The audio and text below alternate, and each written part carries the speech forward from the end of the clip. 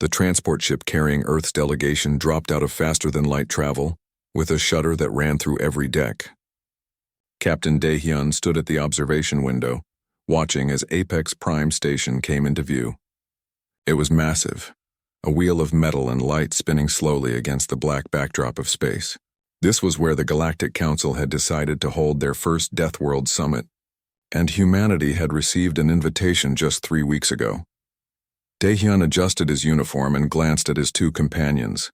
Dr. Hana was already reviewing data on her tablet, her eyes scanning through information about the other species they would meet.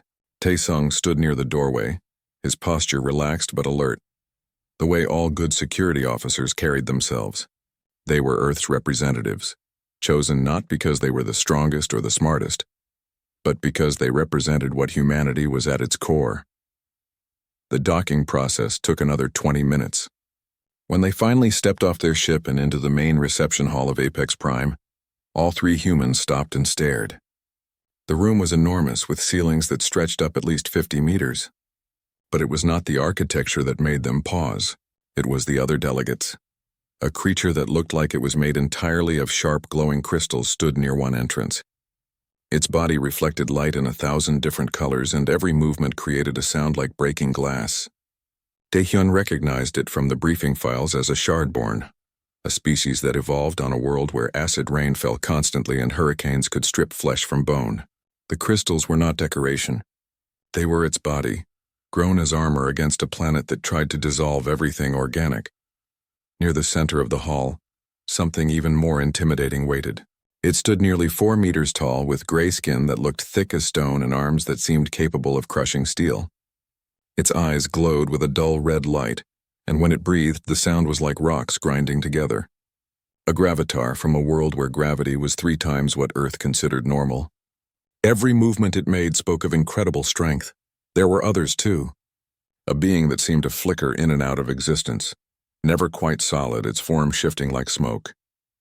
The briefing had called them Voidkin, creatures from a planet where reality itself was unstable, where dimensions overlapped and tore at each other constantly, and more species beyond those, each one more alien and frightening than the last.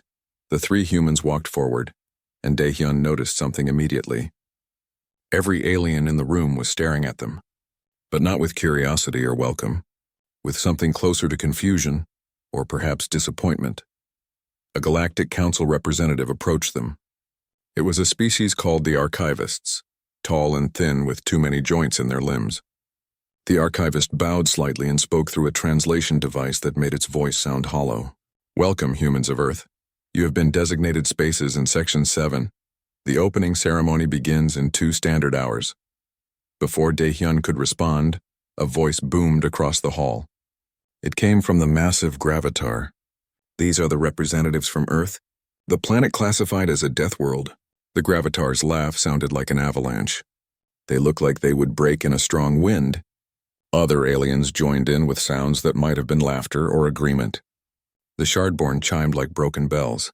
Even the flickering Voidkin seemed to pulse with what could only be amusement. Dae-hyun felt Taesung tense beside him, but he raised a hand slightly. "Not yet, not here." Instead, he smiled politely at the gravitar. "I am Captain Dae-hyun of Earth. May I know your name?" The massive creature leaned down, its glowing eyes studying them. "I am Thornax, war leader of the Gravitar Collective. Tell me, human, what makes your soft little world worthy of being called a death world? Do you have storms? We have winds that throw boulders. Do you have dangerous animals? We evolved fighting crystal serpents the size of your ship." Dae-hyun kept his smile. "We have many things on Earth. Perhaps during the summit we will have a chance to share stories." Thornax laughed again and turned away, dismissing them. The other aliens went back to their own conversations, though Dae-hyun noticed many still glanced at the humans with what looked like pity or contempt.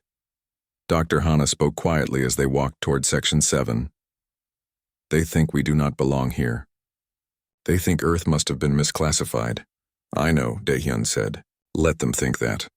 For now." Their quarters were small but functional. Taesung immediately began checking the security systems while Hana set up her research equipment. Dae-hyun stood at the window again, looking out at the stars. He thought about Earth, about the blue and green marble that humanity called home. He thought about hurricanes and earthquakes, about volcanoes and ice ages, about the millions of species that all competed for survival on one crowded planet. He thought about diseases and parasites, about predators with teeth and claws, about plants that developed poison, and animals that developed immunity to those poisons. Earth was not just harsh. It was complex. It was a world where life had nearly ended 5 separate times, and each time something survived and grew back stronger. Humans were not the toughest species on their own planet. They were just the ones who learned to adapt to everything their world threw at them. 2 hours later, they entered the ceremony hall. It was even more impressive than the reception area, with holographic displays showing all the Deathworld planets represented at the summit. Each world looked terrifying in its own way. Acid oceans, crushing gravity wells, radiation-soaked wastelands, planets torn by dimensional rifts, and then Earth appeared on the displays. It looked beautiful. Blue oceans, green continents, white clouds. It looked nothing like the nightmare world surrounding it. The Shard-born delegate near them made a chiming sound that the translator rendered as laughter. That is a garden world. Perhaps your people lied to attend this summit. Dr. Hana spoke up for the first time, her voice calm and professional. Earth has stable oceans, yes. It also has hurricanes that span hundreds of kilometers. It has deserts where the temperature reaches 70 degrees and ice caps where it drops to -90. It has volcanoes that can darken the sky for years, and earthquakes that can split continents. It has more ways to kill you than most worlds have life forms. The Shardborn's glow dimmed slightly. Before it could respond, the ceremony began. A hologram appeared at the center of the hall, representing the Galactic Council's senior members. They explained the purpose of the summit. The galaxy had dangers that required species with special capabilities.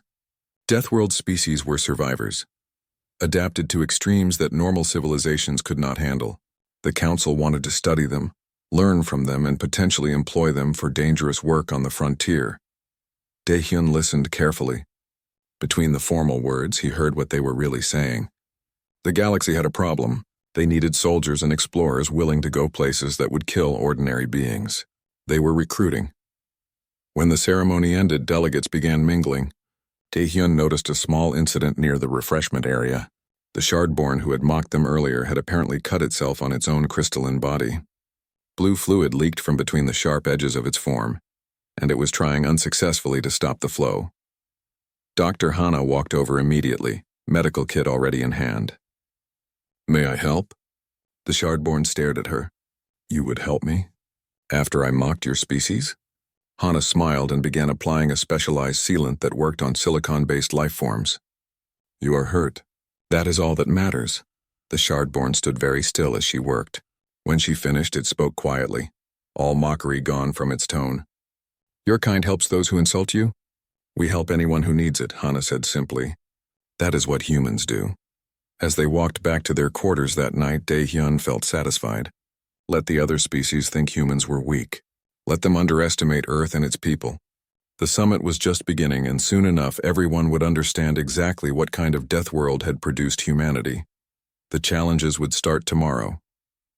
And then the galaxy would learn what it meant to be human. The morning came quickly on Apex Prime. Though morning was just a term since the station operated on a standard cycle that meant nothing in the emptiness of space. Daehyun woke to an alert on his communication device. The first challenge would begin in 2 hours. They gathered in the preparation area along with delegates from 15 other Deathworld species. A massive holographic display showed what awaited them in the first trial. It was called the Toxin Garden, and even the name sounded deadly. The archivist coordinator explained the rules in its hollow, translated voice. The Toxin Garden contains samples of poisonous and toxic substances from 40 different worlds. The air itself carries pathogens and spores. Participants must cross the biodome and retrieve 3 data cores, then return to the entrance. You may use protective equipment available in the preparation area. On the display, they could see the biodome. It was a nightmare of twisted plants, pools of bubbling liquid, and clouds of colored gas that drifted through the air like living things. The archivist continued. The fastest time wins, but completion is more important than speed. Many species will find this environment immediately lethal. There is no shame in refusing this challenge. Thornax, the massive gravitar, laughed his avalanche laugh. My people have already survived worse than this garden of yours. We will show these soft species what real strength looks like. The Shardborn delegate chimed in agreement. The Voidkin simply flickered, its form becoming slightly more solid as if accepting the challenge. One by one, the Deathworld species prepared themselves. Tae-sung checked the available protective equipment. There were heavy suits designed for extreme environments, breathing apparatus that could filter almost anything, and full containment systems that would seal a person completely from outside contamination. Most of the other species were selecting the heaviest protection available. Dae-hyun looked at Tae-sung. "What do you think?" Tae-sung picked up a standard environmental suit, the kind used for normal space work. "This should be enough. Maybe not even necessary, but the captain should not take unnecessary risks." Dr. Hana nodded. The briefing said most of the toxins are organic compounds. Earth has a remarkably diverse toxic ecosystem. Our bodies have seen worse. The first to attempt the challenge was a species called the Ironhides, beings covered in metallic scales that could apparently withstand extreme temperatures and radiation. They entered the biodome in full protective suits, confident and strong. They made it halfway through before one of them stumbled. The toxins in the air were finding ways through the suit seals. They managed to grab one data core before retreating, their movements becoming sluggish and uncoordinated. Next were the Shardborn. Their crystalline bodies proved highly resistant to chemical attacks. They moved through the garden with ease, their forms reflecting the sickly light that filtered through the toxic clouds. They retrieved all 3 data cores and returned with what looked like pride in their chiming voices. Time. 43 minutes. The Gravitars went next. Thornax led his team personally, and their thick skin proved resistant to many of the toxins. But they struggled with the airborne pathogens. Even their impressive immune systems could not handle exposure to 40 worlds worth of diseases simultaneously. They completed the challenge but came out coughing and struggling to breathe. Time. 51 minutes. The Voidkin phased through most of the dangerous areas, their ability to shift between dimensions allowing them to avoid physical contact with the worst toxins. They completed the challenge in 38 minutes, the fastest time so far. Then it was humanity's turn. Tae-sung stepped forward, wearing only the basic environmental suit. The helmet had minimal filtration, nothing like the heavy systems the other species had used. The aliens watching fell silent. Some looked confused. Others looked like they were witnessing someone about to die. Thornax spoke up. "Human, that suit will not protect you. The air in there carries 17 different pathogens that can kill within minutes." Tae-sung looked back at the massive gravitar and smiled. "Thank you for the concern. We will be careful." He entered the biodome. Dae-hyun and Dr. Hana watched through the observation windows, along with dozens of alien delegates. The inside of the dome looked even worse in person than on the display. Plants with thorns that dripped colored fluid grew in twisted shapes. Pools of liquid bubbled and released clouds of vapor. The air itself seemed thick, like trying to breathe through cloth. Tae-sung moved forward steadily, his movements calm and controlled. He identified the first data core within 5 minutes and retrieved it from where it sat on a platform surrounded by plants with purple flowers. As he reached for it, one of the plants released a cloud of pollen directly into his face. Through the observation window, they could see the pollen settle on his suit, and some of it drifted into the helmet through the minimal filtration system. The aliens gasped. That particular plant was from a world called Venom 7, and its pollen was known to cause immediate respiratory failure in most species. But Tae-sung just sneezed once, wiped his face, and continued walking. Dr. Hana spoke to the nearest archivist. "May I explain something about human biology?" The archivist nodded, its too many joints bending in what might have been curiosity. "Earth has more biological diversity than most death worlds in this summit," Hana began. "Not just more dangerous species, but more species in total. Millions of different life forms all evolving together, all competing for the same resources. Plants developed toxins, so insects developed immunity. Insects developed venom, so birds developed resistance. This cycle happened millions of times with thousands of different species." She pointed at the display showing Tae-sung moving deeper into the biodome. "Humans evolved in the middle of all that chaos. We have one of the most adaptable immune systems in our galaxy. Our bodies can identify and fight pathogens we have never encountered before. We produce antibodies, specialized cells that learn and adapt to new threats. Every human carries the biological memory of millions of years of fighting diseases, parasites, and toxins. On the display, Tae-sung retrieved the second data core. As he did, his suit tore on a sharp branch. The aliens watching made sounds of alarm. The tear was small but significant. Unfiltered air from the biodome was now flowing directly into his suit. Thornax stood up. He must abort. Without suit integrity, those toxins will kill him in minutes. But Tae-sung did not abort. He continued moving, heading for the third data core. His eyes were watering now, visible even through the observation window. His breathing had become slightly labored. But he kept walking. Dr. Hana continued her explanation. Is he in discomfort? Yes. Is he in danger? Less than you might think. His body is already responding to the foreign substances. His immune system is identifying threats and mounting defenses. His liver is processing toxins. His lungs are producing mucus to trap particles and expel them. He is experiencing what we call an allergic reaction, but it is not life-threatening. Tae-sung found the third data core. It was placed in the worst location, at the center of a pool of bubbling liquid that released thick clouds of yellow gas. The gas was a compound from a world where it dissolved organic matter on contact. Tae-sung studied the pool for a moment, then did something that made every alien watching stand up in shock. He took off his helmet. Without protection, he leaned over the pool, held his breath, and reached down to grab the data core. The yellow gas swirled around his exposed head. When he pulled back up, his face was red and his eyes were streaming with tears. He put his helmet back on, coughed several times, and began walking back to the entrance. The observation room was completely silent. Tae-sung emerged from the biodome 13 minutes later. Total time, 29 minutes, the fastest completion yet. His face was flushed and his eyes were bloodshot. He was coughing and sneezing, but he was alive and conscious and able to walk on his own. Dr. Hana met him at the entrance with a medical scanner. She checked his vital signs while the alien delegates crowded around, their earlier mockery completely gone. Elevated histamine levels, Hana reported. Increased white blood cell production. Mild inflammation in the respiratory system. Blood toxin levels elevated but being processed normally by liver and kidneys. She looked up at the watching aliens. He will feel unwell for a few hours like a bad cold. By tomorrow he will be fine. A Voidkin delegate spoke, its voice strange and echoing. Your world tried to poison you for millions of years? Tae-sung wiped his streaming eyes and managed to smile. Our world tried to kill us with everything it had. Poison, disease, predators, weather, starvation. We just decided we wanted to live more than our planet wanted us to die. So we adapted. Thornax approached, his massive form somehow seeming less intimidating than before. I mocked your people yesterday. I called you soft and weak. I was wrong. Daehyun stepped forward. You were not entirely wrong. We are soft. Our skin is thin. We have no natural armor, no crystal bodies, no ability to phase through danger. But soft does not mean weak. It means flexible. It means adaptable. The archivist coordinator approached with the official results. The human delegation has achieved the fastest time in the Toxin Garden Challenge.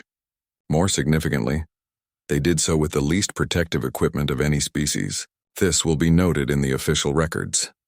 As they returned to their quarters, Daehyun noticed the change in how other species looked at them. The mockery was gone. In its place was something else. Curiosity, perhaps, or maybe the beginning of respect. That night, Dr. Hana prepared a full report on human immune system capabilities. She knew the other species would want to understand how humans had survived the Toxin Garden, and she had a feeling that the challenges ahead would continue to surprise the galaxy about what humans could endure. Earth had not produced the toughest species in the galaxy, but it had produced the most stubbornly persistent ones, and sometimes that was more important. The second challenge was announced during breakfast the following morning. Daehyun sat with his team in the communal dining area, noticing how the social dynamics had shifted since yesterday. Several alien species now nodded acknowledgement when they passed. The shard-born delegate that Dr. Hana had helped actually joined them briefly, its crystalline form chiming softly in what their translator suggested was friendly greeting. The announcement came through on all communication devices simultaneously. The second trial would be the Scorched Wastes, a simulation designed to test physical endurance under extreme environmental stress. Participants would cross a 15-kilometer course, while the environment cycled rapidly through temperature extremes, pressure changes, and atmospheric variations. It was meant to simulate the kind of conditions found on the most unstable Deathworlds, planets where the environment itself was constantly trying to kill anything living on it. Thornax approached their table, his massive form casting a shadow over them, but his tone was different now, less mocking and more genuinely curious. Humans, you surprised us yesterday with your resistance to toxins, but this challenge is different.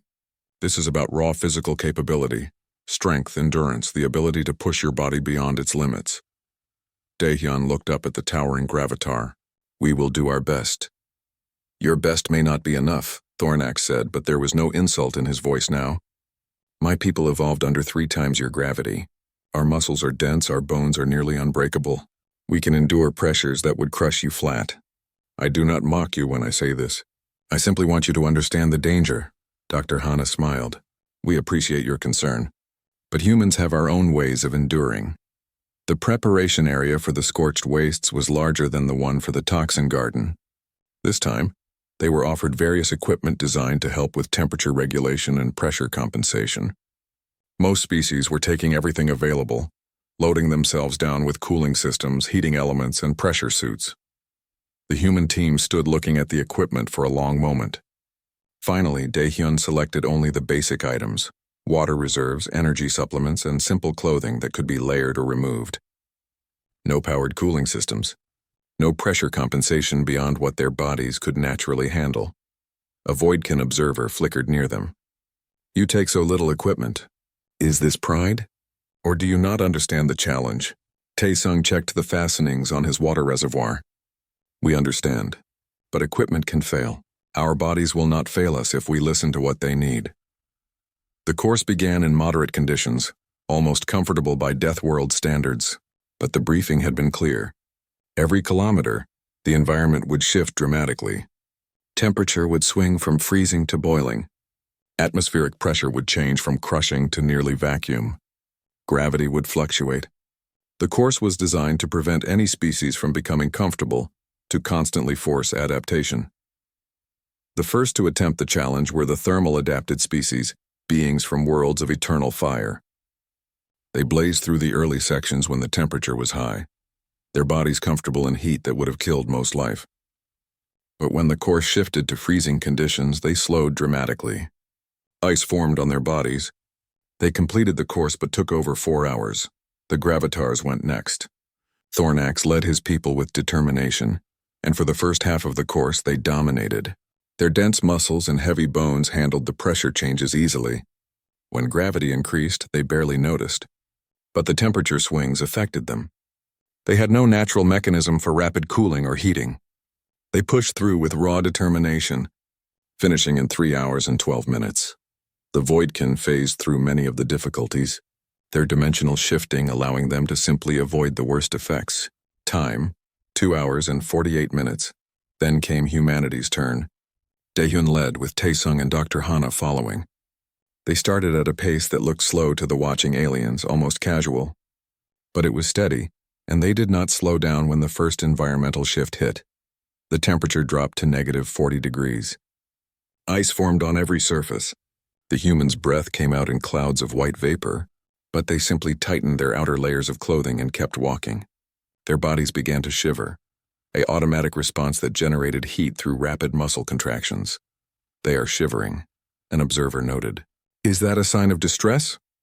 Dr. Hana had remained behind to provide commentary, knowing that explaining human capabilities was as important as demonstrating them. Shivering is a thermal regulation response. Human bodies can generate heat through muscle activity. We evolved in environments where temperature could change dramatically between day and night, between seasons, between different geographic areas on our planet. We learned to adapt. The course shifted again. The temperature spiked to 60 degrees, and the humidity became oppressive. The frozen landscape transformed into a sweltering desert. The humans immediately began removing their outer layers. Sweat appeared on their skin within minutes. Now they are leaking, another observer said with what might have been concern. They are losing water. Sweating is evaporative cooling, Hana explained. Humans can regulate our internal temperature through controlled water loss. It is extremely efficient. We can survive in heat that would cook many species because we can actively cool ourselves. On the course, the three humans maintained their steady pace. They drank from their water reserves regularly but did not slow down. The temperature shifts continued, freezing to boiling to freezing again. Each time their bodies adjusted, shivering when cold, sweating when hot. Their pace never changed. Then came the pressure changes. The atmosphere suddenly compressed, becoming dense and heavy. Many species would have been crushed or at least slowed significantly. The humans bent slightly under the increased pressure, their breathing becoming more labored. But they kept moving. Human skeletal structure is lighter than ours, Thornax observed, watching the displays. How do they handle the pressure? Hana pulled up a biological diagram. Our bones are strong but not rigid. They have some flexibility. Our organs are protected by a flexible rib cage. Our bodies can compress slightly without taking damage. We evolved on a planet with varying air pressure, from sea level to high mountains. Our bodies know how to adjust. At the 10-kilometer mark, something unexpected happened. One of the gravitars, a younger member of Thornax's team who had started the course earlier, had collapsed. The extreme temperature cycling had affected him more than expected, and he lay on the ground, conscious but unable to continue. The human team reached him minutes later. Without hesitation, Daehyun stopped. Tae-sung, help me get him up. The two humans lifted the gravitar, who was easily twice their combined weight. They should not have been able to move him. But they did.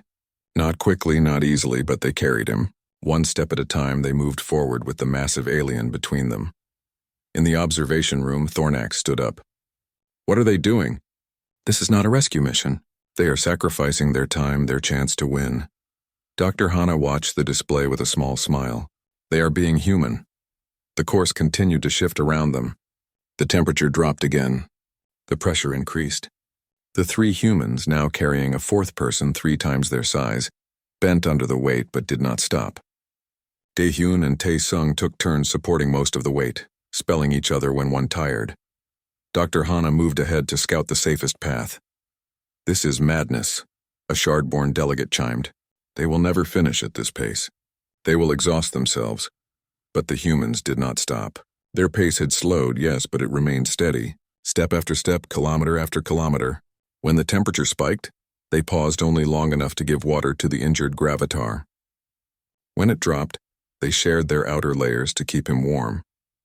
At the observation room, a xenobiologist from the Galactic Council was recording everything. This is remarkable. They are demonstrating a capacity we call persistence hunting. It is rare in the galaxy, the ability to simply continue moving hour after hour until you reach your goal. Dr. Hana nodded.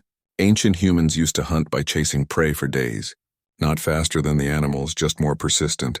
The prey would run, exhaust itself, stop to rest. The humans would catch up. The prey would run again. Eventually, the prey would die from exhaustion. Humans would still be walking. On the course, the 15-kilometer mark came into view. The 3 humans, still carrying the gravitar, crossed the finish line. Their time was 4 hours and 37 minutes, slower than most other species. But they had completed the course while carrying an injured person. Thornax rushed to meet them, his massive hands gently taking his fallen teammate from the humans. You carried him. For 5 kilometers, you carried someone who weighs more than all of you together. Why? Daehyun, breathing heavily but steady, looked up at the towering alien. Because he needed help. Because we could. Because that is what pack members do for each other. Pack members? Thornax's glowing eyes narrowed in confusion. We are not your pack. We are barely allies. Yesterday I insulted you. Tae-sung sat down heavily, sweat pouring down his face. Humans have a strange trait. We adopt people into our pack very easily. Sometimes people we have just met. Sometimes even people who were our enemies. Once you are in the pack, we protect you. We do not abandon pack members. The gravitar they had carried regained consciousness, his eyes focusing on the humans. I do not understand. You sacrificed your ranking in the challenge. For me, why? Dr. Hana, who had jogged up to rejoin them, began checking everyone's vital signs. Because rankings do not matter as much as people. Because we have been in situations where we needed help, and someone helped us. Because it was the right thing to do. The observers were silent for a long moment. Then one of the Voidkins spoke, its form solidifying more than usual. Your species is strange. You are not the strongest. You are not the fastest. But you do not give up. Ever. Even when logic says to quit, you continue. Daehyun managed a tired smile. Our planet taught us to be survivors. Everything on Earth tried to kill us. Predators, weather, disease, other humans sometimes. We survived by being stubborn, by refusing to quit, by helping each other even when it was hard. That is what makes us human. Thornax helped the three humans to their feet with surprising gentleness for someone so large. I understand now why you are classified as Deathworlders, not because you are the toughest, but because your world made you into something that cannot be stopped. You are persistence predators. You do not give up, not on challenges, not on each other. As they walked back to their quarters, exhausted but satisfied, Daehyun heard the whispers among the other species. The tone had changed completely from the first day. Now, when aliens spoke about humans, it was not with mockery. It was with something that sounded almost like fear, mixed with respect. Humans were not the strongest species at the Deathworld Summit, but they were becoming the most frightening, because everyone was starting to understand a simple truth. You could hurt a human, you could slow a human down, but you could not make a human quit, and you definitely could not make a human abandon someone they considered part of their pack. The galaxy was learning what it meant to earn a human's loyalty, and what it meant to face a human's determination. The atmosphere in the summit had changed completely by the third day. Where humans had been dismissed and mocked at the beginning, they were now watched with careful attention. Other delegates sought them out during meals, asking questions about Earth and human biology. Even Thornax had become something close to friendly, sharing stories of his homeworld and listening intently to stories about Earth. But today would be different. Today was the combat trial. The announcement described it as a tactical defense scenario. Each team would be placed in a fortified position and required to defend against waves of automated combat drones. The drones would adapt to tactics, increase in difficulty, and test not just fighting ability, but strategic thinking. It was meant to simulate the kind of combat that Deathworld species might face on dangerous frontier worlds. The other species were confident about this challenge. They had natural weapons, after all. The Shardborn could launch crystalline shards from their bodies like living projectiles. The Gravitars had strength enough to crush metal with their bare hands. The Voidkin could phase through attacks and strike from unexpected angles. Every species present had evolved some way to fight and kill. Humans had soft skin and blunt teeth. In the preparation area, the teams were shown the equipment available. Energy weapons, plasma rifles, kinetic barriers, automated turrets. Standard galactic military technology. Each team could select what they wanted within a set resource limit. Most species selected the most powerful weapons available, focusing on raw firepower. The Gravitars chose heavy weapons that matched their strength. The Shardborn selected precision energy rifles. The Voidkin chose equipment that could be phased in and out of reality with them. The human team stood in front of the equipment display for a long time.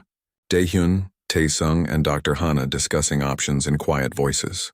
When they finally made their selections, nearby observers were confused. The humans had chosen some weapons, yes, but they had also taken materials, metal sheets, welding equipment, basic tools, spare electronic components, things that seemed unrelated to combat. A Voidkin observer flickered closer. Those items are meant for emergency repairs. Why do you take them as your primary selections? Taesung was organizing the materials carefully. Because weapons are just tools, and humans are very good with tools. The first team to attempt the challenge was the Ironhides, the species with metallic scales. They set up their weapons in a straightforward defensive line and held position as the drones attacked. They did well, their natural armor absorbing hits while they returned fire. They lasted through 15 waves before being overwhelmed. A respectable showing. The Shardborn went next. They used their crystalline bodies both as armor and weapons, launching shards while using energy rifles for distance. Their precision was impressive. They reached Wave 18 before the drones adapted enough to exploit the gaps in their strategy. The Gravitars were devastating. Thornax led his team with tactical precision, using their strength to create cover and their endurance to outlast the drones. They broke through Wave 23, the highest score so far. The observers were impressed. The Gravitars seemed unbeatable in direct combat. Then came humanity's turn.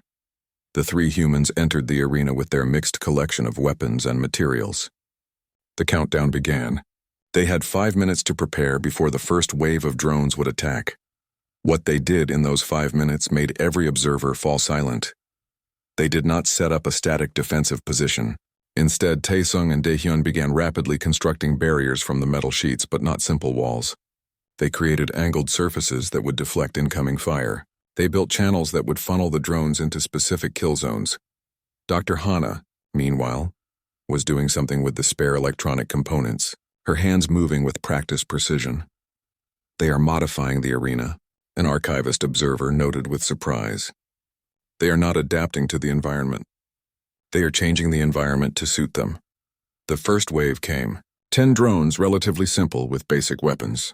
The humans did not meet them with direct fire. Instead, Daehyun activated something Dr. Hana had constructed. A pulse emitter using modified components from their equipment.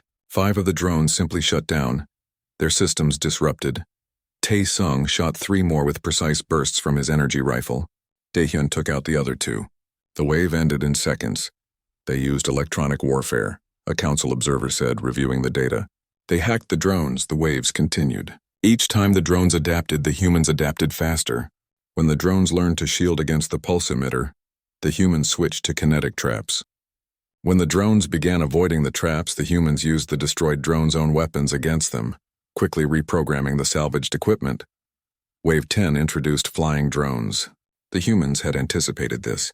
They had constructed a net using cables from their materials, spring-loaded and ready. When the flying drones entered range, Taesung triggered the net, bringing 6 of them down at once. They are using enemy assets, Thornax observed, his voice carrying a note of something that might have been unease. They are not just destroying the drones. They are studying them, learning from them, adapting. Dr. Hana was constantly analyzing the drones' behavior patterns, calling out predictions. Next wave will try flanking from the left. They will use suppressive fire to pin us down. The humans adjusted their position before the wave even started, setting up new barriers and angled surfaces that turned the drones' own tactics against them. Wave 15 brought heavily armored drones with shields. The human weapons should not have been able to penetrate, but Daehyun had built something new during a brief lull between waves. Using components from destroyed drones and some of their original materials, he had constructed a makeshift electromagnetic launcher. It was crude, inefficient by galactic standards, but it worked. It fired metal projectiles with enough force to shatter the shields. They built a new weapon, a Shardborn chimed in disbelief.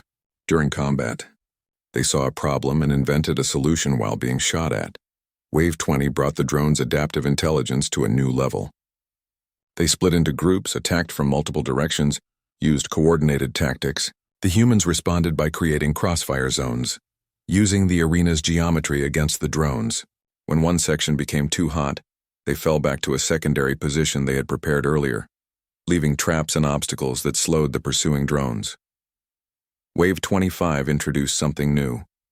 Drones with learning AI that could predict patterns and counter tactics in real time. They were the most sophisticated challenge yet. The humans went quiet for a moment, communicating with hand signals instead of words. Then they did something that seemed insane. They split up. Taesung drew the drone's attention, firing and moving, while Daehyun and Dr. Hana circled around. But they were not trying to attack the drones. Dr. Hana was accessing the arena's systems, using skills she had developed as a xenobiologist to interface with alien technology. Within seconds, she had hacked into the arena's environmental controls. The lights went out. In the darkness, the drone's sensors struggled. They were built for known combat scenarios. Fighting in complete darkness was not in their programming. But the humans moved confidently, using sounds in previously memorized positions. They had planned for this. They had thought multiple steps ahead. When the lights came back on, half the wave was destroyed. The remaining drones were confused, their adaptive AI trying to process what had happened. The humans finished them off quickly. Wave 30 arrived, then Wave 35. The humans kept adapting, kept building, kept thinking. Every destroyed drone became resources. Every wave taught them something new about their enemy. They treated combat like a puzzle to be solved, not just a fight to be won. At Wave 40, something unprecedented happened. The drones stopped coming. The simulation ended, not because the humans had been defeated, but because they had exceeded the scenario's maximum difficulty setting. The arena fell silent. The 3 humans stood among the wreckage of hundreds of drones. their makeshift fortifications and improvised weapons scattered around them. They were exhausted, covered in burns and scrapes, but they were standing. In the observation room, no one spoke for a long moment. Finally, a council member broke the silence. They did not just fight the drones. They turned the entire arena into a weapon. They used psychology, engineering, electronic warfare, and conventional combat simultaneously. This is not how Deathworld species fight. Dr. Hana, monitoring from the observation room, spoke up. This is exactly how humans fight. We did not evolve natural weapons, so we learned to make every weapon. We mastered fire while we were still using stone tools. We developed metalworking, chemistry, electronics. We learned to split atoms and bend space itself. Every tool that exists, we created it because we needed to. Thornax approached Daehyun as the human team exited the arena. The massive Gravatar looked troubled. Captain, I must ask, your species has no claws, no armor, no venom. How did you become so dangerous? Daehyun was having his burns treated by a medical drone, but he looked up at Thornax. Because we had to. Earth is full of things with claws and armor and venom, predators that were faster, stronger, better equipped than us. We survived by being smarter, by making tools, by working together, by thinking. Another delegate, a species that had remained quiet throughout the summit, spoke up. It was an elder being covered in scars. I have fought in wars across 3 sectors of space. I have seen weapons that could crack planets. But what I saw today frightens me more than any weapon. Your species does not just adapt to threats. You weaponize everything. You turned a defensive scenario into an engineering project. You hacked combat drones during combat. You built new weapons from scrap while being attacked. Taesung nodded slowly. Humans learned a long time ago that we cannot beat nature with strength. So we beat it with cleverness. We looked at fire and said we can use that. We looked at metal and said we can shape that. We looked at the atom itself and said we can split that. There is nothing in our universe that humans cannot find a way to weaponize if we need to. But, Dr. Hana added quickly, we choose not to. That is the important part. We have weapons that could sterilize worlds. We developed them because we could. Because we were afraid. Because we thought we might need them. But we made rules about using them. We chose to be more than just killers. An archivist recorder was documenting everything. This combat trial was meant to test fighting capability. But what we witnessed was something else. We saw a species that treats warfare as a science. That approaches combat with creativity and innovation. That can imagine 1,000 different ways to kill an enemy. Daehyun stood up, the medical treatment complete. Yes, we can imagine 1,000 ways to kill you. But we would rather imagine 1,000 ways to save you. That is the choice humans make every day. We have the capacity for destruction, but we choose to build instead. We can be warriors when needed, but we prefer to be friends. As the day ended and the delegates returned to their quarters, the conversations throughout the station had changed again. The humans were no longer seen as just persistent or adaptable. They were seen as potentially the most dangerous species at the summit. Not because of strength or natural weapons, but because of their minds. Because they could look at anything and see how to use it, change it, weaponize it, or save it. That night, Thornax sat with the human team during dinner. The massive Gravatar was quiet for a long time before speaking. I am glad humans chose to be friends. Because if your species ever chose to be enemies, I do not think the galaxy could stop you. Daehyun smiled, but there was sadness in it. That is why we work so hard to be good. Because we know what we are capable of, and it scares us too. The final day of the Deathworld Summit began with an announcement that surprised everyone. There would be no more challenges or trials. Instead, the Galactic Council was calling all delegates to the Grand Assembly Hall for a special presentation. The tone of the message was serious, almost grave. Daehyun, Dr. Hana, and Taesung arrived to find the hall already filled with delegates from all 15 Deathworld species. The atmosphere was tense. Over the past days, they had competed, struggled, and learned about each other. But now something bigger was clearly coming. The Council's senior members appeared as holograms at the center of the hall, their forms representing a dozen different species from across the galaxy. One of them, an ancient being whose species name translated simply as the Watchers, spoke first. We thank all delegates for their participation in this summit. What you have demonstrated over these trials has been remarkable. Each species has shown capabilities that exceed our expectations. The Watcher paused, its holographic form shimmering. But we must now be honest about why this summit was truly called. Another hologram activated. It showed a section of space at the galaxy's edge. But something was wrong with it. Stars were disappearing, entire systems going dark, and spreading through the darkness was something that looked like a living thing, a vast cloud of matter that consumed everything it touched. "This is the Void Swarm," the Watcher continued. "It is not a species. It is not even truly alive as we understand life. It is a cosmic phenomenon. Perhaps a remnant from before our universe took its current form. It consumes matter and energy. It converts everything it touches into more of itself, and it is spreading." The hall erupted in sounds of concern from various species. The hologram zoomed in, showing worlds being consumed, their atmospheres stripped away, their surfaces converted into more of the strange matter that made up the swarm. "We have 3 years," another council member said. "At its current rate of expansion, the Void Swarm will reach inhabited space within 3 years. We have tried everything. Our most powerful weapons simply feed it more energy. Our ships that enter the swarm zone do not return. Entire fleets have been lost." Thornax stood up, his massive form radiating anger. "And this is why you called us here? You want Deathworld species to fight your war against something that destroys fleets?" "Not fight," the Watcher said quietly. "Survive. We need to learn from species who have survived the unsurvivable. Every world here represents a planet that should not have developed complex life but did. Species that should not have survived their own environments but did. We need to understand how you adapt, how you persist, how you refuse to die when everything says you should." Dr. Hana was accessing data on her tablet, her eyes widening. "You are looking for biological solutions. You think Deathworld species might have adaptations that could help?" "Yes," the Watcher confirmed. "The Shardborn's ability to restructure their crystalline forms, the Gravitar's resistance to extreme physical stress, the Voidkin's dimensional phasing. Every species here has something unique. We need to study it, understand it, and find ways to counter a threat that exists beyond normal physics." Dae-hyun felt a chill run through him. This was not about recruitment for dangerous work. This was about survival of the galaxy itself. But before he could speak, another hologram appeared. This one was a Galactic Council xenoarchaeologist, a being that spent its life studying ancient civilizations. "Before we proceed," the archaeologist said, "there is something the human delegates should know. We have been investigating Earth's classification since you arrived. Your performance in the trials prompted deeper analysis." A new hologram appeared showing Earth in stunning detail. Oceans, continents, clouds. But then the image changed, showing geological timescales. Continents moving. Ice ages coming and going. Massive volcanic eruptions. "Earth has been reclassified," the archaeologist announced. "It is not a Class 10 death world." Murmurs spread through the hall. If Earth was not Class 10, had it been wrongly included in the summit?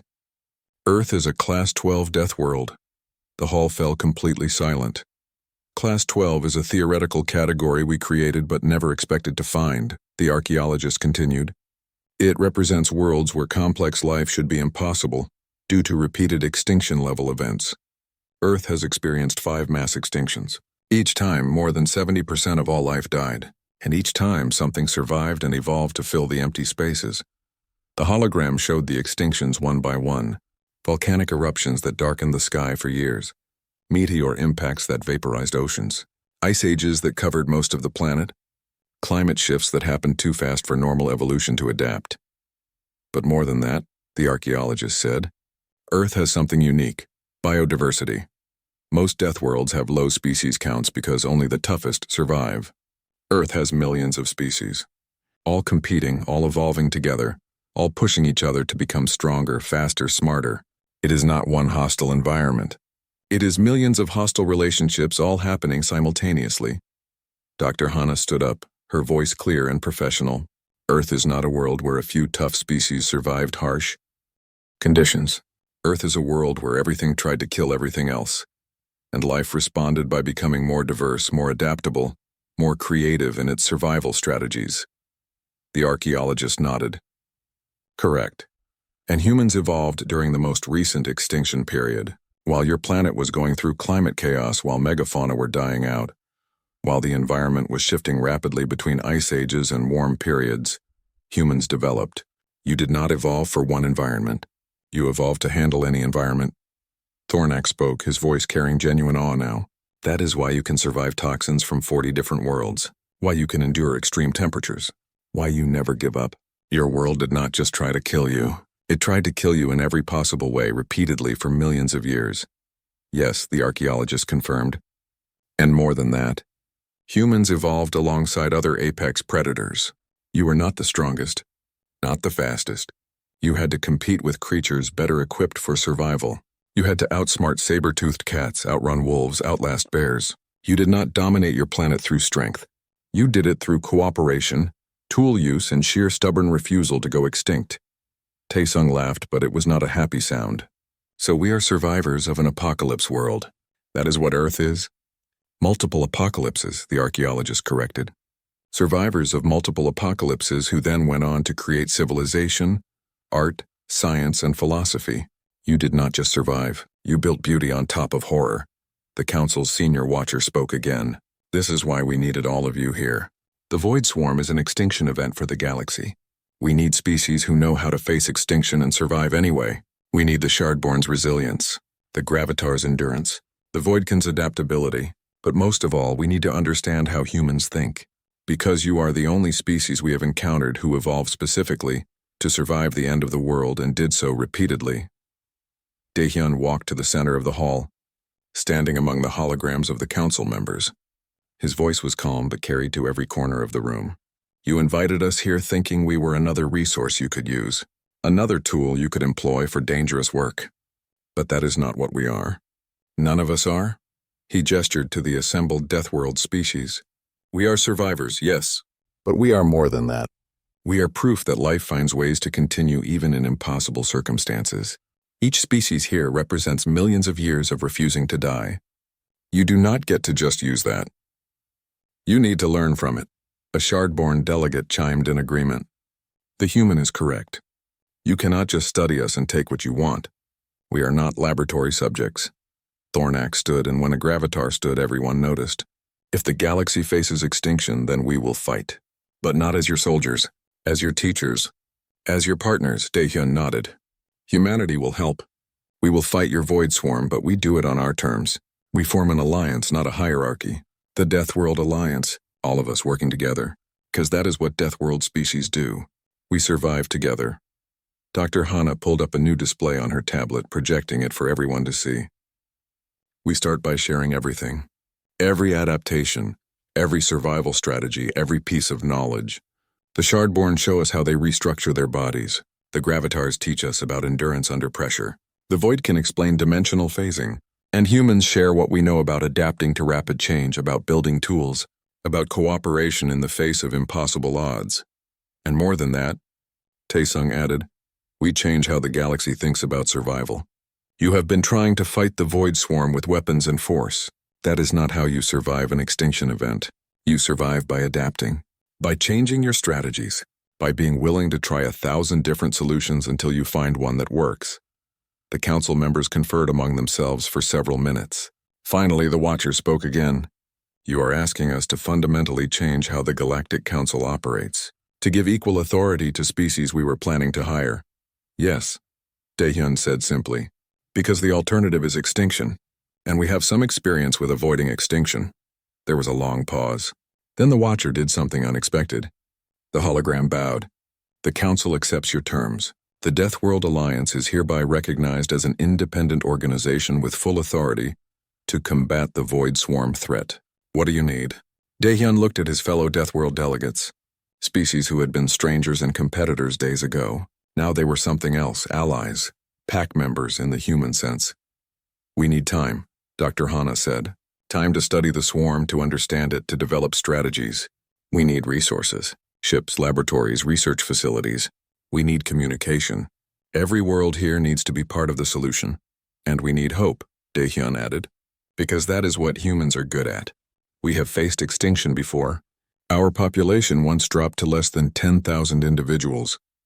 We came back from that. We survived ice ages, plagues, wars, famines. We nearly destroyed ourselves a dozen times and chose to survive instead. The Void Swarm does not know what it is facing. It is about to encounter the most stubborn, persistent, creative survivors the galaxy has ever produced. Thornax laughed, and this time it was a warm sound, not mocking. The swarm has been consuming worlds for who knows how long, but it has never consumed a death world. It has never faced a species that refuses to die. A voidkin flickered brightly. We are the things nightmares evolved to escape from. We are survivors of hells that would kill normal species in seconds. Together, we are an alliance of the unkillable. The summit ended not with competition results or rankings, but with the formation of something new. The Deathworld Alliance became the galaxy's front line against extinction. Research teams formed immediately, sharing biological data and survival strategies. Military units began training, learning from each other's tactics. As the human delegation prepared to return to Earth, Thornax approached them one final time. When you first arrived, I mocked you. I called you soft and weak. I was the biggest fool in the galaxy. Daehyun smiled. You were not wrong. We are soft. But soft does not mean weak. It means flexible, adaptable, ready to change. Your species almost went extinct once, Thornax said. You told us your population dropped to less than 10,000. That is correct, Dr. Hana confirmed. And you came back from that. You survived and built a civilization that reached the stars. Thornax's glowing eyes seemed to burn brighter. The Void Swarm has no idea what is coming for it. As their ship pulled away from Apex Prime Station, Daehyun looked back at Earth through the observation window. That small blue and green world that looked so peaceful from space. The world that had tried to kill his species in every way imaginable and failed. The world that created humans not through kindness but through endless challenges that demanded adaptation or death. Tae-sung joined him at the window. Do you think we can really stop the Void Swarm? Daehyun considered the question carefully. I do not know if we can stop it, but I know we will not give up trying. That is what humans do. We face the impossible and we try anyway. We fall down and we get back up. We lose battles and we keep fighting wars. We are survivors of an apocalypse world, and we are very, very stubborn about staying alive. Dr. Hana was already working on research proposals, her mind racing with possibilities. The galaxy spent billions of years creating stable, peaceful civilizations, but Earth spent billions of years creating survivors. Different tools for different problems. The galaxy is about to learn that sometimes you need survivors more than you need stability. The ship engaged its faster-than-light drive, carrying Earth's delegation home. Behind them, the Deathworld Alliance was forming, bringing together the galaxy's toughest species. Ahead of them, the Void Swarm continued its slow advance toward inhabited space. But now, for the first time, the galaxy had hope, because they had found something the swarm had never encountered before. Species who looked at extinction and said no. Species who survived the unsurvivable and built civilizations on top of apocalypses. Species who refused to die no matter what the universe threw at them.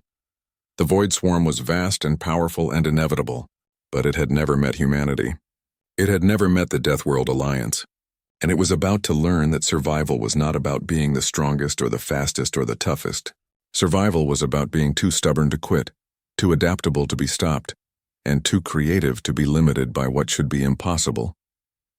The galaxy had been saved by many things throughout its history. Now it would be saved by something new. By the survivors, by the children of death worlds, by humans and their strange insistence that giving up was never an option. Earth disappeared from view as the ship jumped into the faster-than-light corridor. But its legacy was just beginning. The galaxy was about to learn what humanity had always known. That the most dangerous thing in the universe was not a creature with claws or teeth or venom.